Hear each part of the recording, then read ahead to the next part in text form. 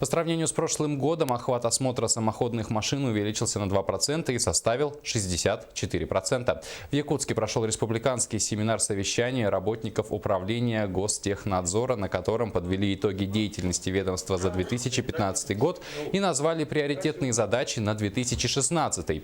Помимо прочего, на мероприятии отметили, что производительность работы инспекторов также выросла, и это с учетом сокращения кадров.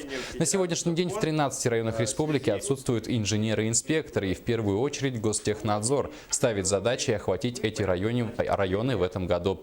Работать в этом направлении предстоит совместно с многофункциональным центром, но на этом работа не заканчивается.